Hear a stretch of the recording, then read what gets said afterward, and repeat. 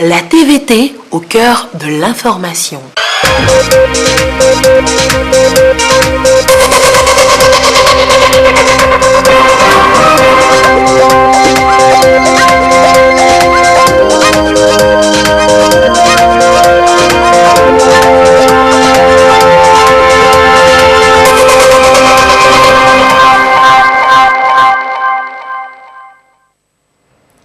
Bonsoir madame, bonsoir monsieur. Voici d'abord les titres de ce journal. Alors, toute la région des Savanes bouclée et sous couvre-feu dès 20h ce mercredi. Circulation des personnes interdites entre les préfectures de la région. La courbe de contamination au Covid-19 reste ascendante. Comme d'ailleurs dans tout le pays, un cluster est annoncé à Thon. La menace de nouvelles restrictions au plan national semble de plus en plus réelle. Et une autre menace dans la sous-région, la grippe aviaire, une nouvelle souche confirmée au Sénégal. Le Togo forme ses acteurs de terrain à la riposte contre cette maladie de la volaille. Et l'on va ouvrir cette édition avec la conférence de presse hebdomadaire de la Coordination nationale de gestion de la riposte au Covid-19. Les chiffres grimpent toujours, 382 cas de plus en une semaine. La préfecture d'Oton connaît un pic de contamination également. Si la tendance persiste, c'est tout le pays qui risque de vivre encore sous de plus sévères restrictions.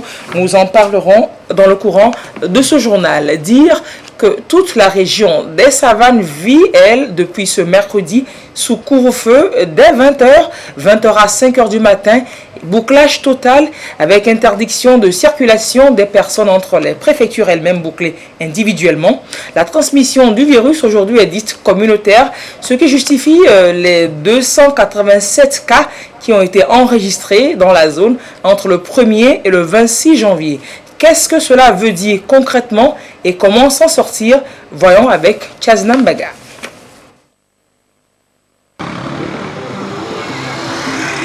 Selon le site officiel du gouvernement, 17,11% des contaminations du coronavirus enregistrées au Togo sont des cas importés par des voyageurs contre 82,66% des cas internes. Parmi les cas internes, on recense des transmissions locales dont on retrouve généralement l'origine de la contamination et des transmissions dites communautaires. C'est le cas retrouvé dans la communauté, mais pour lesquels on n'a pas retrouvé le cas confirmé infectant et aussi qu'il n'y a pas une notion de voyage. Ce sont des cas qui ne sont pas revenus de voyage. Donc c'est ce groupe-là que nous classons dans la terminologie transmission communautaire. Lorsque la transmission communautaire est présente, ça veut dire que la maladie est disséminée partout dans la communauté. La vague de contamination actuellement en cours dans la région des Savanes et dans plusieurs autres localités du pays est qualifiée de transmission communautaire. En début du mois de septembre 2020, la Coordination nationale de gestion de la riposte au Covid-19 tirait déjà la sonnette d'alarme quant au comportement à risque. Oui, globalement, pour l'ensemble du pays, on a la transmission communautaire qui est prédominante. Et donc, ceci veut dire tout simplement qu'il y a un relâchement dans le respect des mesures barrières. Face à la flambée des cas de transmission communautaire du coronavirus, il urge de retourner vers les fondamentaux du respect des gestes barrières pour rompre rapidement la chaîne de contamination du virus à couronne. En cas de contamination communautaire, la première des choses, c'est le respect des mesures barrières. C'est-à-dire que dans la communauté, nous avons des cas. Et nous avons deux types de cas. Des cas qui présentent des signes et des cas qui ne présentent pas des signes. Donc, on parle de cas symptomatiques et de cas asymptomatiques. Vu que le nombre de cas asymptomatiques, c'est-à-dire sans signe, est plus grand dans la communauté, on se retrouve généralement devant des gens apparemment bien portants, qui ne souffrent d'aucun signe clinique, mais qui sont quand même contaminants. Et de ce fait, si on n'observe pas les mesures barrières, on peut facilement être contaminé.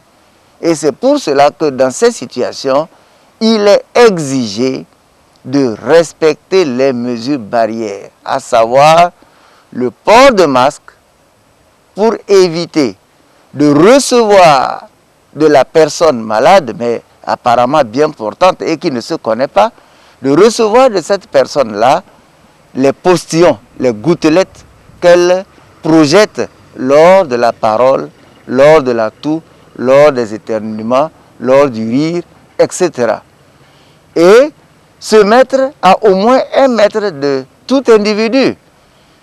Tout simplement parce que les postillons, les gouttelettes, lorsqu'elles sont projetées, tombent à moins d'1 mètre.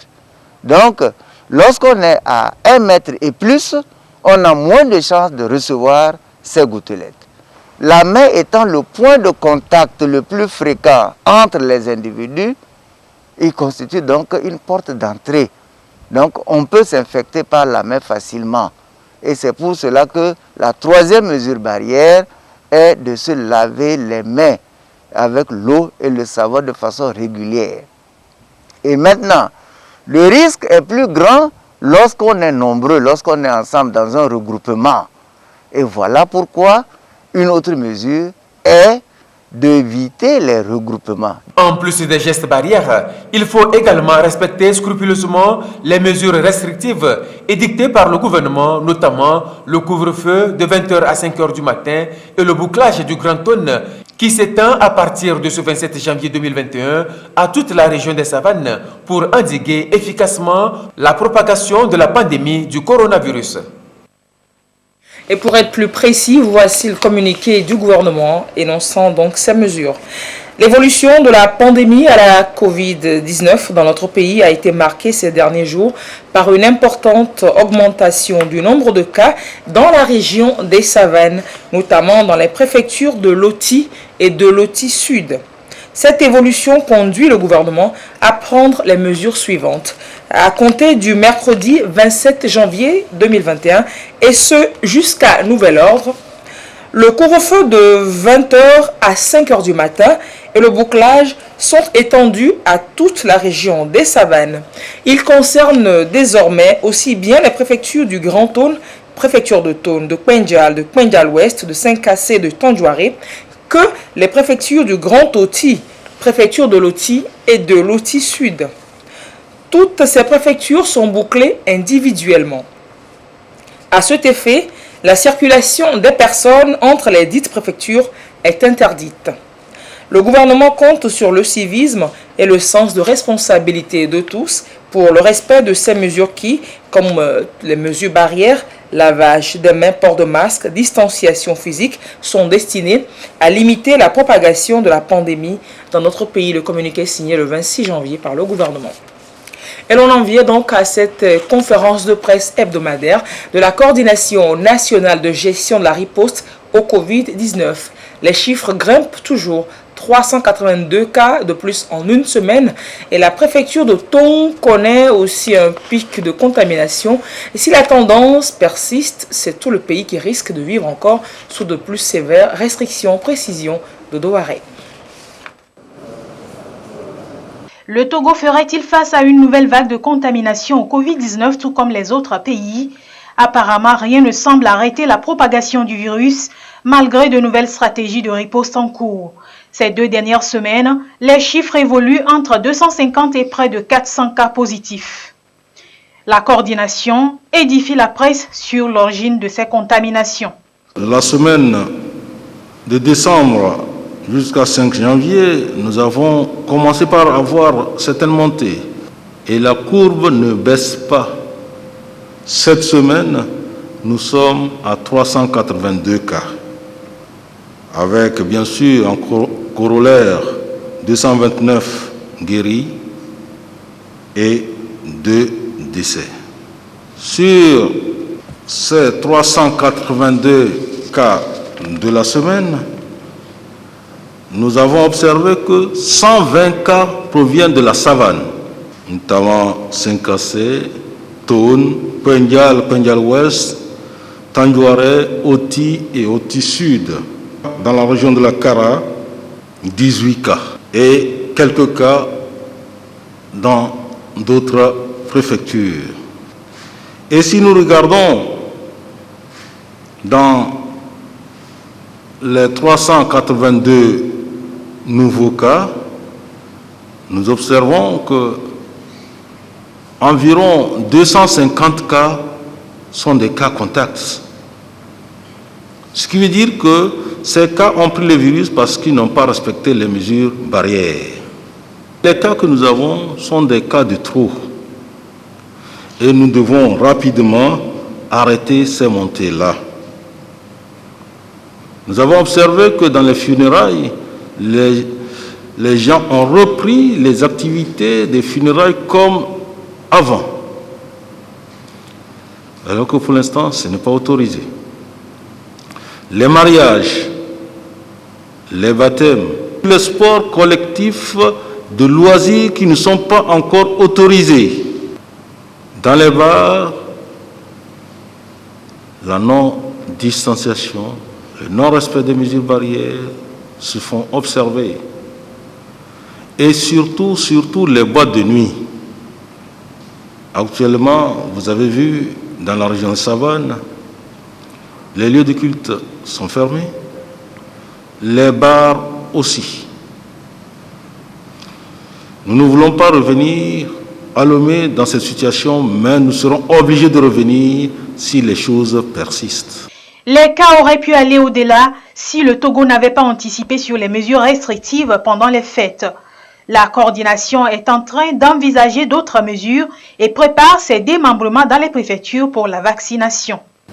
La vaccination ne sera pas uniquement faite par les techniciens de la vaccination. Tout le monde doit rentrer dans l'organisation.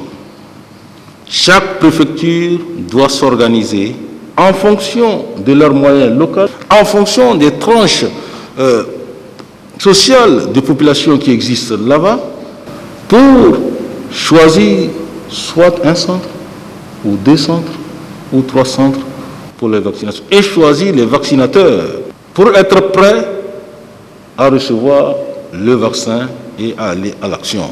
Donc c'est déjà l'organisation à la base. Et nous ne devons pas relâcher surtout les mesures barrières, le port de masque, la distanciation, mais aussi le lavage des mains. Ça doit être des gestes qu'on doit continuellement respecter. Le Togo prévoit toucher 70% de la population avec sa stratégie vaccinale. Les premières doses en cours devraient atteindre 20% de la population en attendant d'autres cibles. La grande inquiétude reste l'adhésion des citoyens. Et ce mois de janvier, quoiqu'il n'est pas encore achevé, a battu au Togo le record des cas de contamination depuis l'annonce du premier cas il y a 10 mois. Plus de 1000 cas, 1000 nouveaux cas donc en 4 semaines. Les fêtes de fin d'année ne sont pas étrangères à cette ascendance de la courbe que le Conseil scientifique avait d'ailleurs bien envisagé. Explication et que ça. Nous appelons un peu les courbes épidémiologiques et nous voyons ici la semaine épidémiologique. La courbe épidémiologique du mois de janvier 2021 liée au Covid-19 donne à penser. Plus de 250 cas enregistrés par semaine depuis les fêtes de fin d'année. En moins de 3 semaines, le pays fait état de plus de 800 nouveaux cas positifs au Covid-19. La situation ne surprend presque pas le Conseil scientifique de lutte contre la pandémie. On s'attendait effectivement à une augmentation des cas, puisque au cours des fêtes, il y aura ce qu'on va appeler des foyers épidémiques ou des clusters. Et lorsque vous avez des clusters, ça veut dire qu'il y a beaucoup de contacts, et ces contacts peuvent devenir après des cas suspects, voire des cas confirmés. Ça, c'est la première raison. Et une autre raison aussi est due au fait que beaucoup de nos concitoyens ont voyagé. Soit ils sont partis dans d'autres pays, soit ils sont revenus au Togo pour faire les fêtes de fin d'année. Et plus vous dépistez, plus vous identifiez des cas. On peut également citer le relâchement des mesures barrières. Il y a une lassitude vis-à-vis de la maladie qui dure trop dans le temps. Mais il y a aussi une raison, c'est le déni de la maladie. Beaucoup de nos concitoyens ne croient pas à la maladie. Ça veut dire que lorsqu'ils présentent des signes en lien avec la Covid-19, ils restent à la maison. Or, c'est une maladie qui est transmissible par voie aérienne et qui peut entraîner plusieurs autres personnes infectées. Sans conscience prise, il y aura péril en la demeure. Le conseil scientifique, conscient de ce fait, préconise, face au relâchement de la population dans le respect des mesures barrières, une remobilisation à tous les niveaux. Et cette remobilisation peut passer par plusieurs actions. Le premier, à mon avis, c'est de revoir complètement nos stratégies de communication. Nous avons certes communiqué sur la maladie, mais c'est de décentraliser pour que ça puisse toucher tous les individus jusqu'au niveau des quartiers. Et ça, c'est vraiment le plus important. Cela passe vraiment par une vraie remobilisation des élus locaux des différentes villes. Et puis, il faut également des comités de jeunes dans chaque quartier pour veiller à ce que nous n'ayons pas des cas de Covid en faisant respecter les mesures barrières dans tous les quartiers. Et ceci, c'est une communication qui doit être très axée sur la population et non sur seulement le milieu intellectuel. Au niveau des autorités, nous pourrons lancer par exemple une vraie journée de remobilisation, de recommunication pour lutter contre la Covid-19. Aussi, ça peut être de créer des comités anti-Covid dans les entreprises. Dans les entreprises, certes, il y en a, mais il faut les remobiliser, doter réellement d'un vrai protocole sanitaire. Déjà, des clusters de la maladie sont identifiés dans le Grand Tone, le Grand Lomé et la région de la Kara. La dégradation de la situation sera synonyme de nouvelles dispositions plus strictes. Nous essayons au niveau du conseil scientifique de proposer la solution la moins mauvaise. Et nous suivons de près toutes ces augmentations pour savoir quand est-ce qu'il faut renforcer les mesures, quand est-ce qu'il faut prendre d'autres mesures. Et si la situation arrive à un point de non-retour, il faut aller vers des mesures beaucoup plus strictes. La Covid-19, c'est d'abord une affaire de communauté, c'est d'abord une affaire de responsabilité collective, mais aussi de responsabilité individuelle. Mais nous sommes assez confiants par rapport à l'évolution de la pandémie dans notre pays. Nous souhaiterions que nos collègues, nos concitoyens continuent de respecter plus les gestes barrières pour que nous puissions vaincre cette maladie.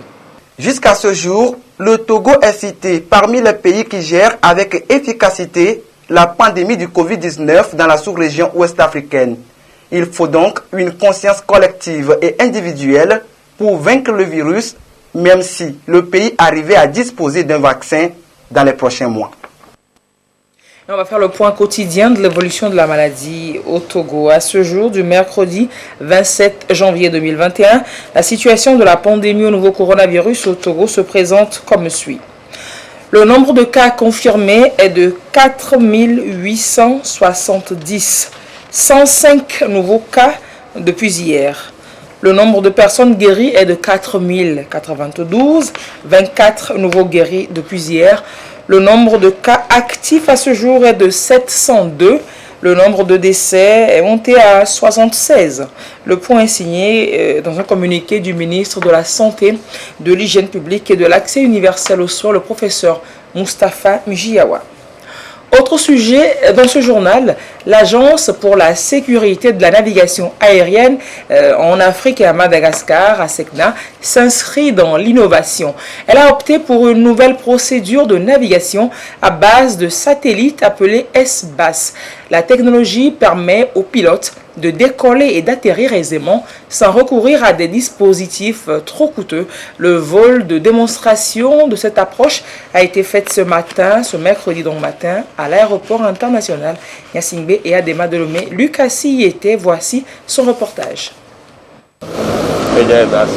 C'est un vol de démonstration de l'efficacité de la technologie SBAS. Une technologie innovante de navigation basée sur le satellite géostationnaire. À bord de cet avion, des pilotes guidés par radar dans toutes leurs opérations de navigation. Ils pourront désormais se passer des équipements ou installations ILS au sol en cas de décollage ou d'atterrissage. Une première en Afrique. Le système SBAS est un renforcement des signaux satellitaires existants, notamment la constellation traditionnelle, le GPS, le GLONASS et le Galileo, pour permettre une navigation plus sûre, aussi bien en phase en route, en phase en approche, qu'en phase atterrissage. il apporte essentiellement deux bénéfices majeurs, la sécurité d'une part, l'efficacité de l'autre part. Ça va nous permettre plus de stabilité dans l'approche finale. Nous avons pu le vivre tout à l'heure avec l'équipage. Ça va également, donc, en termes d'efficacité, éviter tout ce que nous avons comme difficulté d'atterrissage sur certaines plateformes. L'ILS ne sera pas abandonné dans un premier temps, mais nous évoluons vers la modernité. Le tour de contrôle est aussi soulagé dans son quotidien professionnel. Dès l'émission du signal du centre de contrôle, tous les avions équipés le reçoivent instantanément. Précision, fiabilité, sécurité, célérité et gains pécuniaires sont donc les avantages qu'offre la nouvelle procédure de navigation SBAS. La mise en œuvre du SBAS permet aujourd'hui d'opérer plus facilement des vols sur tous les aérodromes africains. Vous savez que la plupart des aérodromes, en dehors de ceux de la capitale, ne sont pas équipés d'ILS. Et donc, ce projet rentre en ligne de compte pour le développement du transport aérien en Afrique. SBAS contribuera à améliorer davantage le marché unique du transport aérien africain MUTA, dont le chef de l'État, Faure Sozimana Nyazimbe, est fait champion par ses pairs. Une des raisons qui justifie le choix du Togo par l'agence pour la sécurité de la navigation aérienne en Afrique et à Madagascar, à SECNA, pour ce vol de démonstration. Nous devons saluer la SECNA pour avoir choisi ce pays. Le SBAS contribuera donc à l'amélioration du MUTA, le marché unique du transport aérien. Et vous savez qui est le champion? C'est le chef de l'État togolais.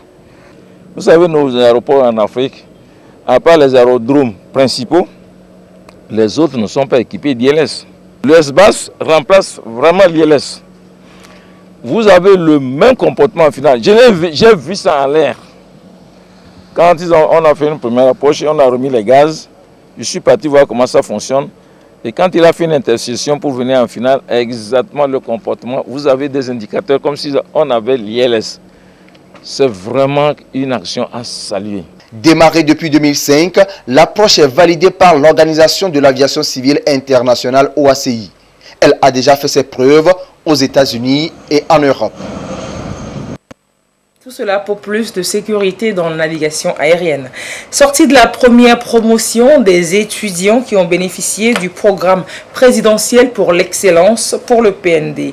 C'est Madame la chef du gouvernement, Victoire Toméga Dogbe, qui a présidé la séance de remise de diplôme aux lauréats. Ces jeunes ont mis 18 mois de dur labeur pour décrocher le précieux sésame, un Master 2 professionnel. Et ils vont se mettre au service de l'administration et de l'entrepreneuriat avec plus d'excellence encore. Yves Agbevivi.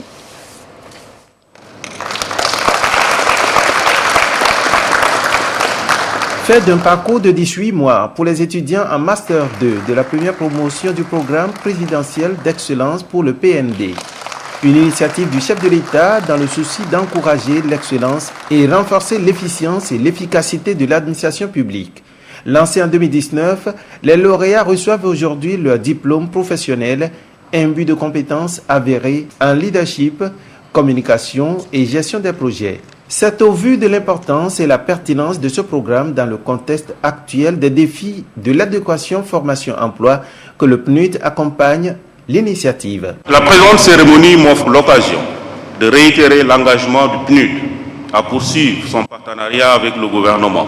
Madame le Premier ministre, c'est pourquoi nous avons décidé de continuer à financer et à soutenir le programme présidentiel d'excellence du PND jusqu'en 2025. Le PNUD soutient ainsi le Togo dans la formation des compétences utiles pour l'administration, l'entrepreneuriat et la mise en œuvre de la feuille de route gouvernementale 2020-2025. Pour Madame le Premier ministre, chef du gouvernement, ce programme a l'ambition de doter les jeunes Togolais talentueux des compétences de haut niveau capables d'accompagner la volonté politique dans les stratégies de développement et elle rend hommage à l'initiateur du programme. Je pense que nous pouvons rendre un hommage, mesdames et messieurs, à son Excellence, Monsieur le Président de la République, pour avoir ainsi permis à cette jeunesse de réaliser ses ambitions pour le Togo. À vous les jeunes, Vous êtes la première génération et vous portez la responsabilité de réussir et de véritablement penser à apporter de la valeur ajoutée partout où vous serez. Et comme vous le savez, la feuille de route gouvernementale prévoit un projet d'attraction des talents dans l'administration. Vous êtes le symbole et en même temps, vous en êtes les pionniers. Réussissez et d'autres générations marcheront dans vos pas. Félicitations à tous les diplômés. Madame le Premier ministre a exhorté les jeunes lauréats à faire montre des valeurs qui tiennent à cœur au chef de l'État, des valeurs à savoir l'engagement, la détermination, la discipline et le patriotisme dans l'esprit d'équipe. Ils sont donc 20 étudiants pour cette première promotion à avoir bénéficié de cette formation d'excellence. Aujourd'hui donc est prêts à servir leur nation avec toujours excellence. Mais avant tout, ce sont les portes de l'emploi qui s'ouvrent grandement pour eux et cela peut inspirer d'autres. Et la question aujourd'hui est de savoir comment accéder à ce programme. Réponse Arnold Kili. C'est une formation d'excellence, gratuite et parallèle, particulièrement riche en licence et en master, reçue dans 3 universités togolaises, notamment Université de Lomé, Université de Kara et UKO. Le contenu de ce programme présidentiel d'excellence repose sur 4 piliers, à savoir le leadership, l'acquisition de compétences professionnelles, l'ouverture au monde et les enjeux du plan national de développement. Pour accompagner la mise en œuvre de la feuille de route gouvernementale, cette formation est portée par l'organisation Cher qui a une expérience dans le monde en matière de formation de talents. Ces jeunes, on les a pris au début, 18 mois plus tard, ils sont transformés. Ils sont du même niveau que les meilleurs talents du monde. Si je pouvais, j'irais les recruter pour mon cabinet à Paris. Malheureusement, mais heureusement aussi pour le pays, ils vont être au service de la nation. Et ça, j'en suis très fier. L'accès à ce programme présidentiel d'excellence est basé sur une sélection rigoureuse des compétences. À la première promotion 2019, sur 800 candidats, 20 étudiants les plus méritants sont retenus. Monsieur le Président de la République a eu raison de nous faire confiance et c'est l'occasion pour nous de lui témoigner notre gratitude. Il a pu voir en nous déjà à l'avance des jeunes qui avaient du potentiel en eux, mais qui avaient besoin qu'on mette en place pour eux une opportunité. C'est d'abord beaucoup d'émotions, mais aussi en même temps une grosse prise de conscience par rapport aux défis qui nous attendent. C'est aussi l'occasion de témoigner notre gratitude pour tout ce programme mis en place. C'est un programme pragmatique dont la formation est suivie d'un emploi pour une période minimale de 3 ans au sein de l'administration publique ou du secteur privé pour implémenter le plan national de développement PND. Au moment où cette première promotion fait sa sortie, 40 étudiants sont encore en formation. Leurs actions ciblées sont des projets réels du plan national de développement, développement des infrastructures, des programmes santé et éducation et des initiatives de création d'emplois.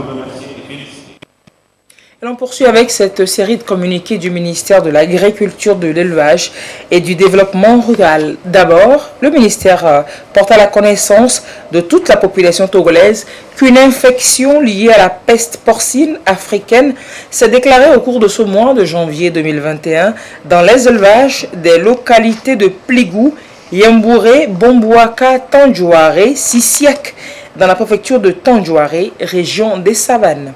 Le ministre rappelle à toute la population togolaise que la peste porcine africaine est une maladie animale qui attaque uniquement les porcins domestiques et sauvages.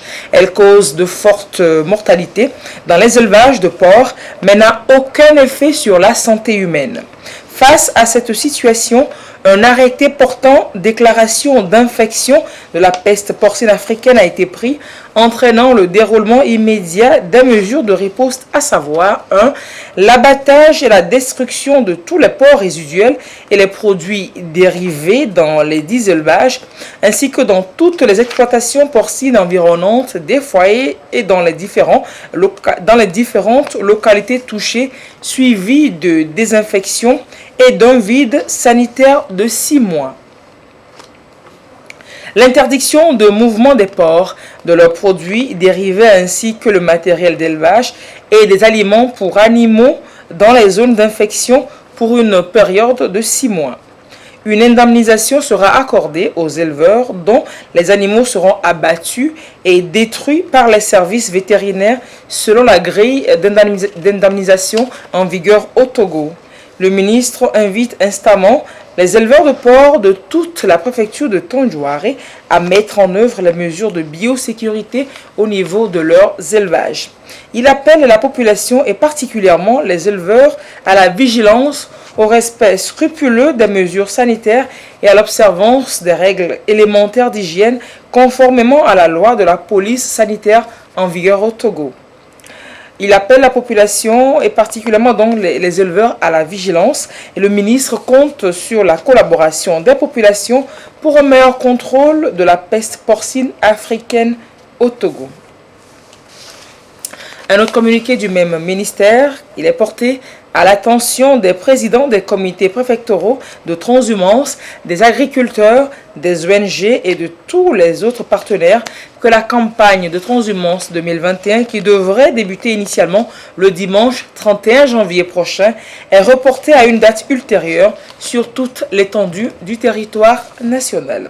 Les communiqués sont signés du ministre de l'Agriculture, de l'Élevage et du Développement rural, Antoine Lekba Begbeni.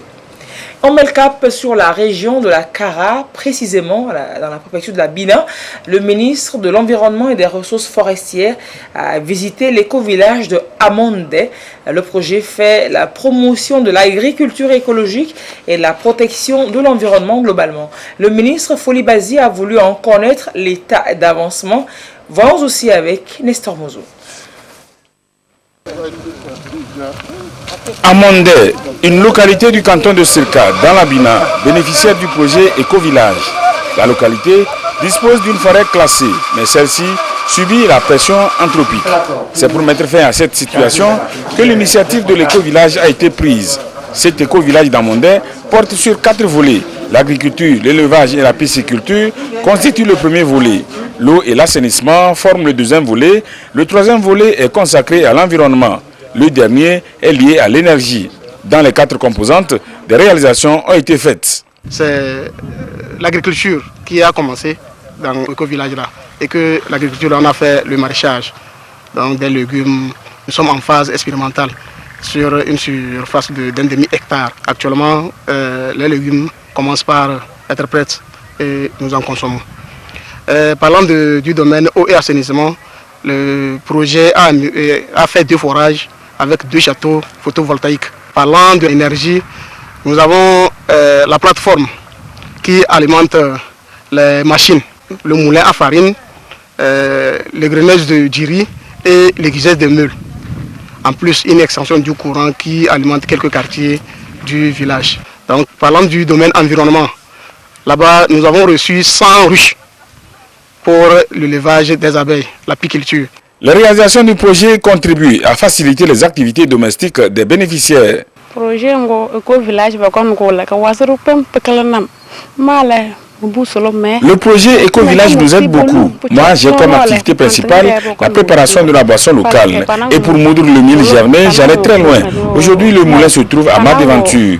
La plateforme mise en place permet d'affûter les meules, les couteaux, les haches, etc. Nous bénéficions de l'éclairage public. Avec ce projet, nous avons entrepris des activités de maraîchage. Nous n'utilisons pas de l'engrais chimique. C'est avec le compost que nous le faisons. Nous faisons aussi l'aviculture. Et là, je suis la trésorière de ce volet. Avant de commencer cette activité, nous avons été formés à Noitien. Nous remercions les initiateurs de ce projet.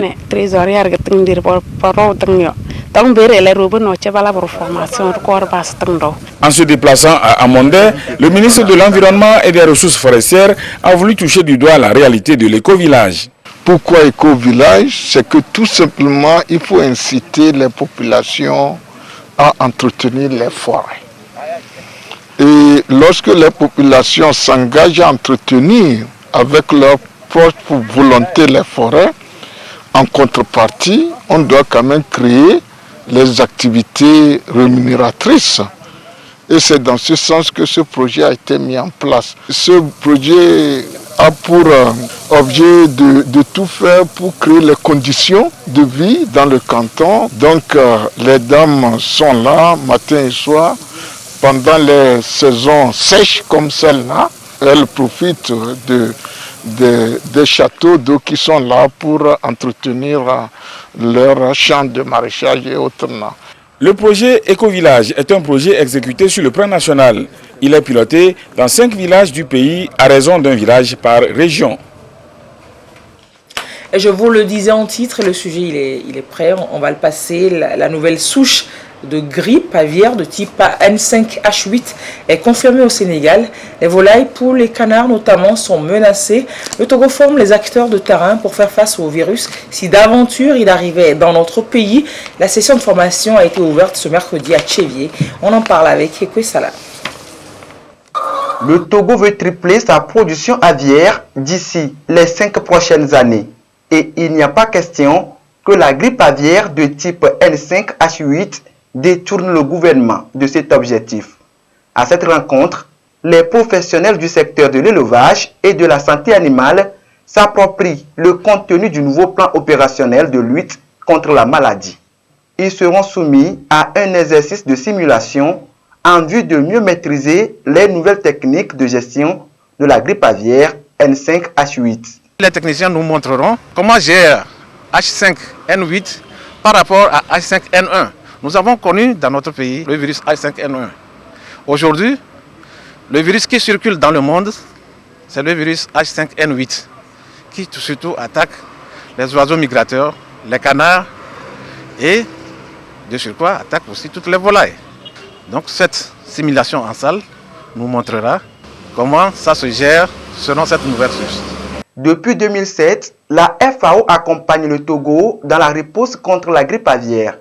Le plan opérationnel révisé de lutte contre la maladie en est un dérivé.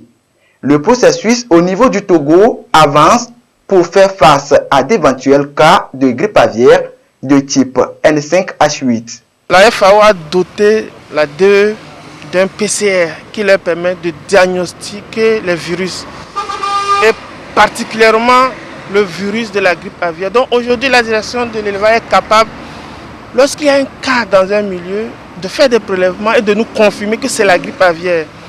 Mais pour le déclarer au monde, nous envoyons les échantillons dans un laboratoire de référence qui est à Padoue en Italie. Et chaque fois que le laboratoire du Togo suspecte la grippe aviaire qu'on envoie, on nous l'a toujours confirmé. Donc on peut être rassuré aujourd'hui que le laboratoire central du service de vétérinaire du Togo est capable de dire que oui, c'est un cas de grippe aviaire, non, ce n'est pas un cas de grippe aviaire. Ce qui permet aussi de ne pas laisser la maladie s'étendre et de l'étouffer dans son foyer. C'est ça l'objectif que poursuit la FAO, pour que nous ne soyons pas obligés de pleurer des millions de têtes de volailles s'il y a un cas de grippe aviaire au Togo. En vue de détecter et mieux gérer les éventuels foyers de la grippe aviaire N5H8 au Togo, le gouvernement en appelle à la collaboration des éleveurs. Un programme d'indemnisation est mis en place lorsqu'une ferme aviaire venait à être touchée par la maladie. Vous venez donc de suivre un sujet sur la riposte que le Togo prépare contre le virus H5N8 de la nouvelle souche donc de grippe aviaire déjà déclarée au Sénégal. Et on va finir ce journal avec ce communiqué de la Haute Autorité de l'Audiovisuel et de la Communication HAC.